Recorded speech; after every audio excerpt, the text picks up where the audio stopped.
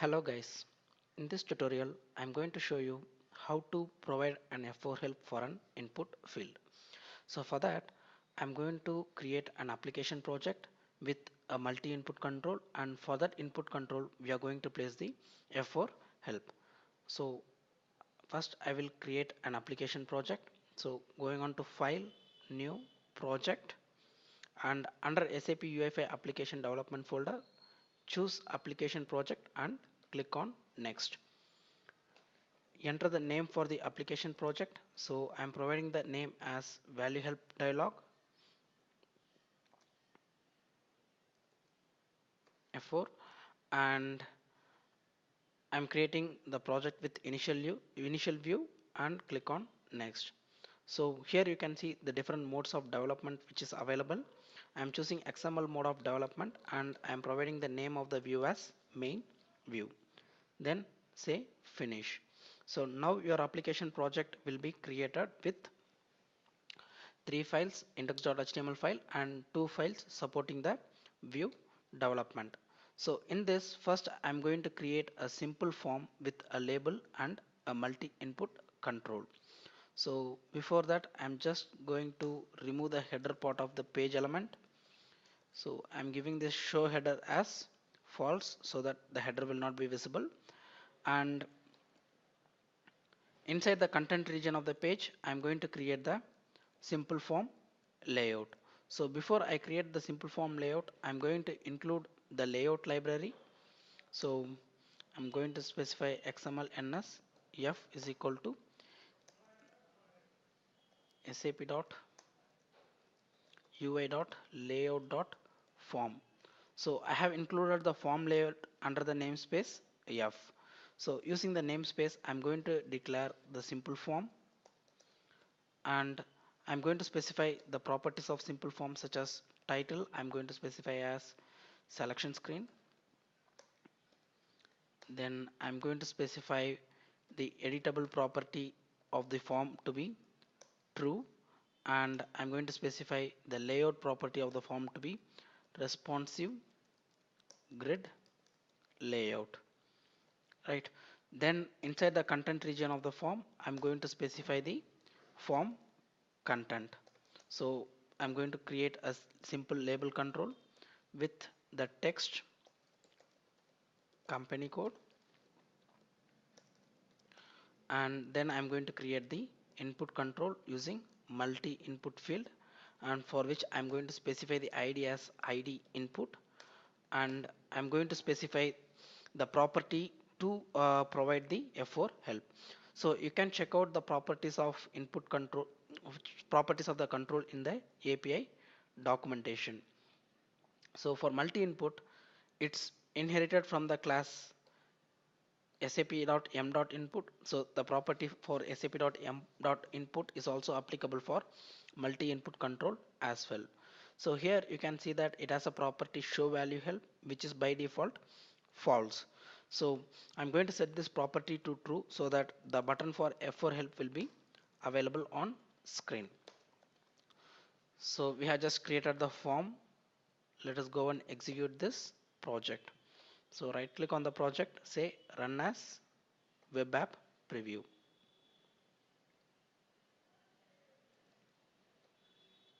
So I will also set the width property of the multi input control to 200 pixels.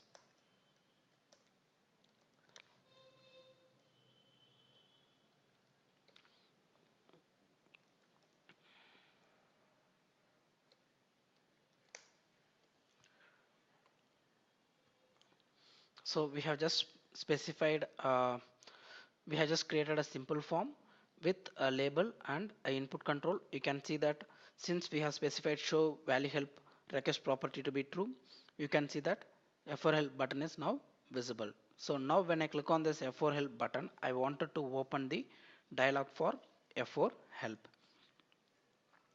So for that I need to make use of another component called sap.ui.comp.valuehelp dialog.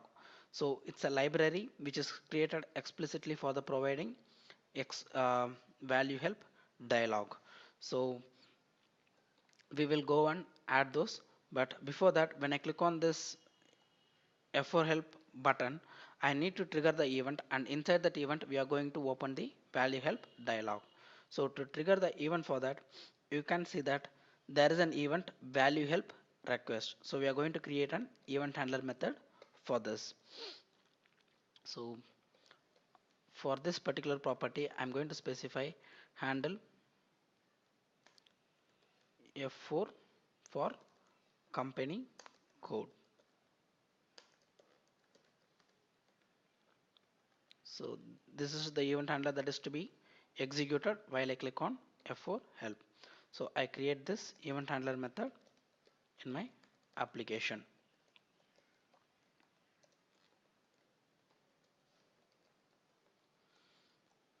So now if I go ahead and refresh my application, so now if I click on F4 help, you can see that the event handler method which we have triggered for the F4 help has been triggered. Now inside this event handler method, I'm going to instantiate the value help dialog control, and I'm going to show the pop-up. Right. So for that purpose, I'm going to make use of the API documentation. So you can search for value help dialog. So this is the class which we need to instantiate for the purpose of creating the value help dialog control. So I'm just going to create a value help dialog control. So since this F4 help button can be instantiated can be, so since this value help request can be executed several times, instead of creating the new instance of value help dialog and opening each and every time, I'm going to store this in a global variable. And next time when the F4 help is triggered, I'm going to check the global variable. If the global variable is not having the instance, only then I'm going to create it. Otherwise, I'm going to use the existing instance. So I'm just making a check with the global variable whether the value is available or not. So value help dialog. So if the value help dialog instance is not available, then I'm going to create the instance of value help dialog. So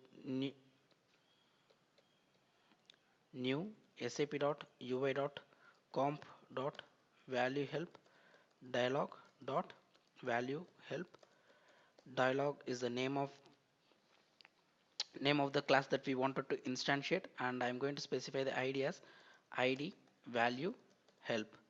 Then I specify and I pass the settings as an object.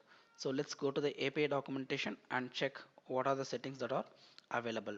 So I wanted to specify settings such as by default multi-selection is true, which has to be true. And if you see here, the ranges support for ranges is by default false. So to enable this, I'm going to set this ranges property to be true. Then support ranges only should be false. Then we need to specify the key and description key.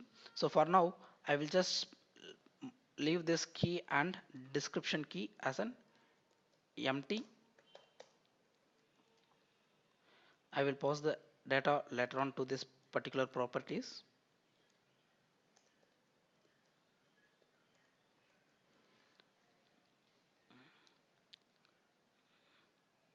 Then apart from that, you can see that it has this control OK and cancel. So what when the F4 help dialog is being triggered, by default it will have two buttons, OK and cancel.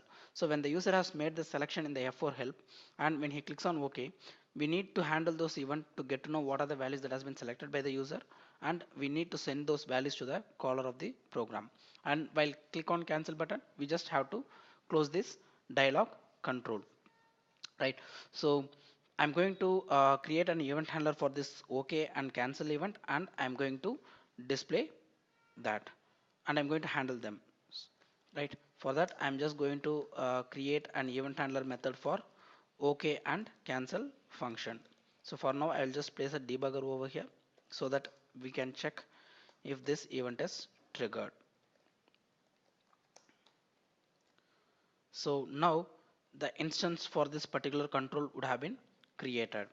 Now with this instance, since this is a part of a dialog control, this dialog control has the method called open and close for the purpose of opening the dialog and closing the dialog. So you can see that there is a method called open, as well as there will be another method called close, which is used to close the dialog. So since the value help dialog is inheriting from this particular dialog control, we can use those method. So using this open method, I'm going to use open the value help dialog dot open off. So before that, I will go to the index.html file, and I will also include the library sap.ui.comp library. And in addition to this, this particular value help dialog, when it is going to be displayed as a pop-up, it has some controls rendered inside it, which is coming from the which is arranged in a layout library. So this particular control also require layout library as well. So I have added the layout library. Then we will go ahead and execute the application.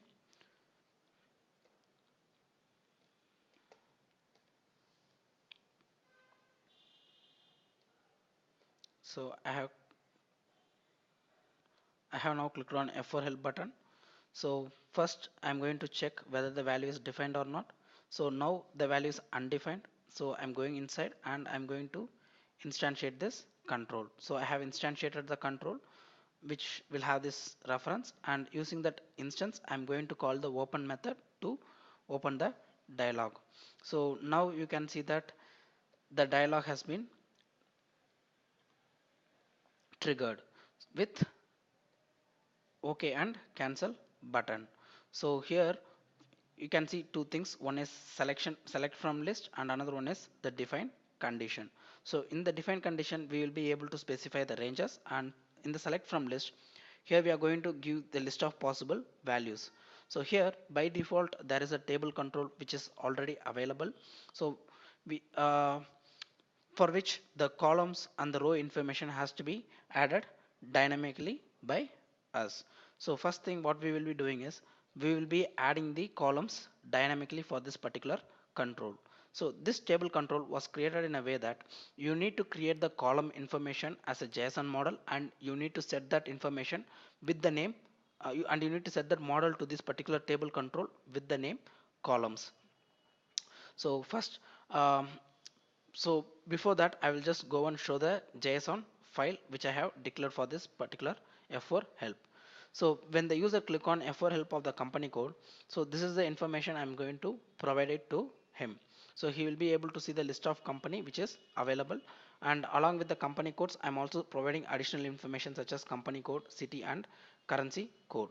So now these four fields will be the column layout in this particular table control. So for this particular four fields, I need to create a model. I need to create a column model with this data, and I also have to specify what should be the label text and what should be the template field. That is basically the template field should to which field the template should bind to. Right. So for that, I have already created this information. So I'm just going to copy and paste it over here, over there, and I will explain it. So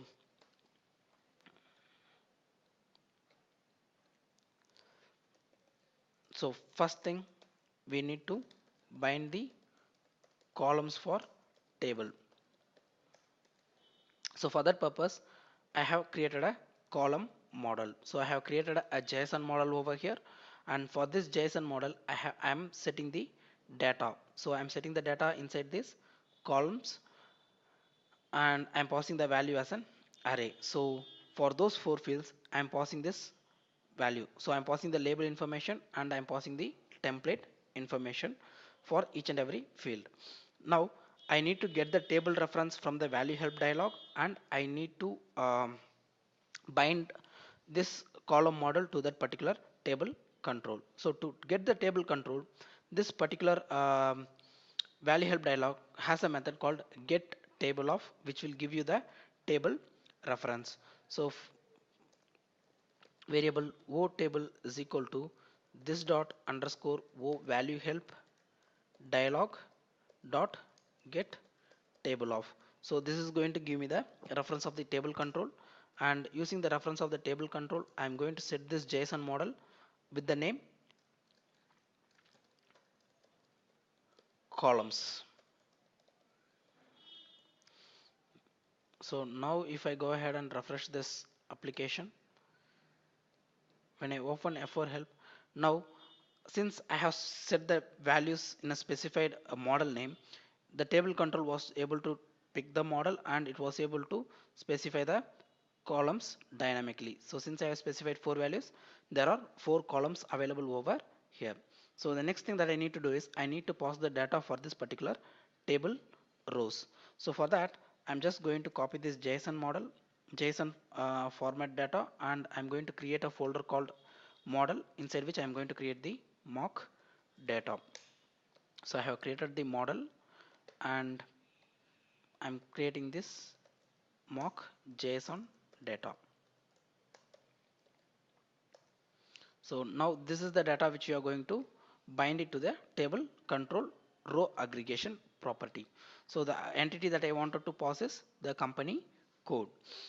So going back to the code. Now we already have the table reference. We just have to create the row model and we have to bind it to the rows. So creating row model and binding it to row aggregation of table. So variable o row model is equal to new sap.ui.model.json model, and I'm specifying the folder as mock.json. So I have specified the file path where the mock data is available, and I have created a JSON model for that. And now I need to set this model as a default model for the table control. So o table dot set model o row model. So now I have set this model as a default model for the table control. But there is one more thing that I need to do. I need to get the row binding of the table, and I have to set this particular entity set. So for that I'm just going to call o table dot bind rows of.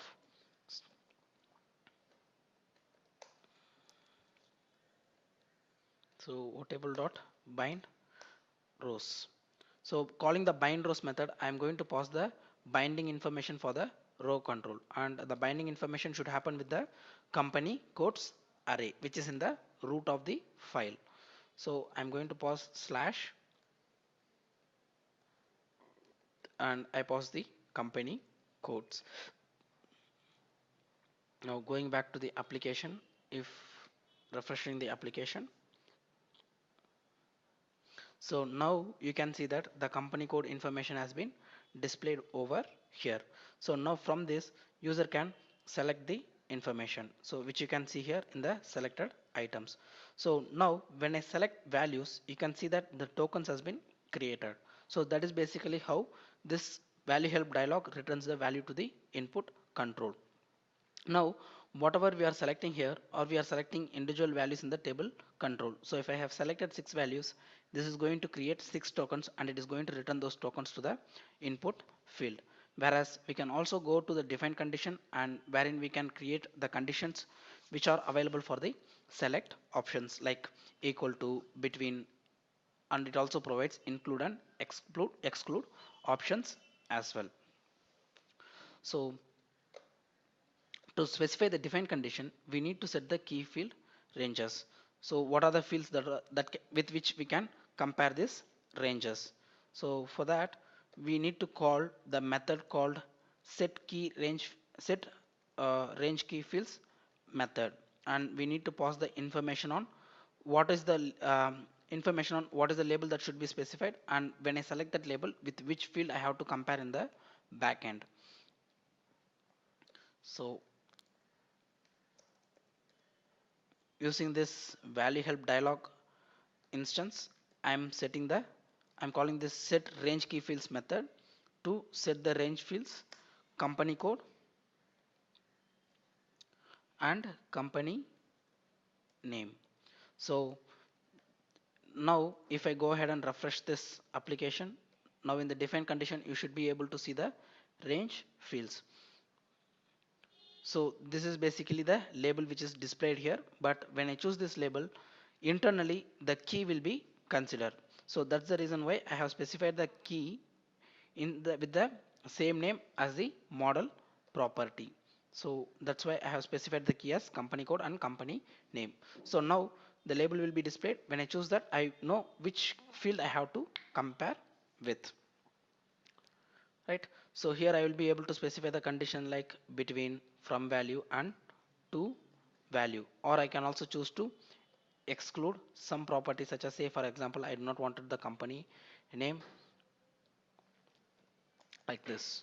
So company name equal to this, right?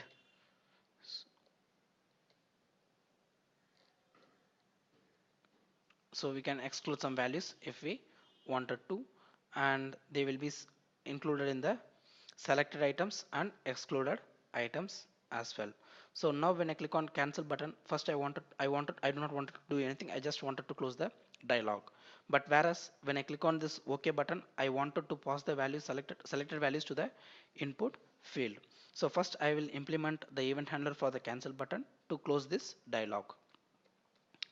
So going back to the program, in the cancel button I'm just going to say this dot close off, because inside this function this is going to refer the value help dialog, and I'm going to call the method close off to close the dialog.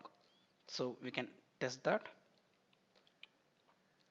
So when I say cancel, the close off method will be executed and it will be closed. Whereas now I'm going to implement the method for OK button.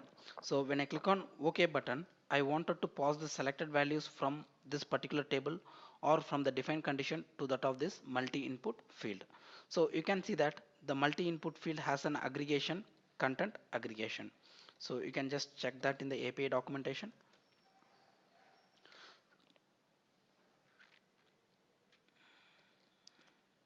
So it has an aggregation tokens. So basically the F4 help is going to give us the tokens. So those tokens I'm going to directly set it in the tokens aggregation of the input field to pass the value. So for that I need the reference of the input field. So since we have specified the ID for the input field as ID input, I'm going to read the instance of input field, the event handler method, using getView.byId method. Variable o input is equal to this dot get view of by id input. So by passing the id I have obtained the reference of the input field. Now I need to know which value I have to pass on to this particular token. So for that, the OK event handle method, it imports the first importing parameter, which is an event object. So I'm just going to get this event object, and from the event object we are going to get to know what are the properties that are selected. Then here, for now I will just pass the key and description key as company code. For now I will explain this later on, or I will just pause the description key as company name. So we will go on to the debugger and we will see what are the values that are selected. So let's say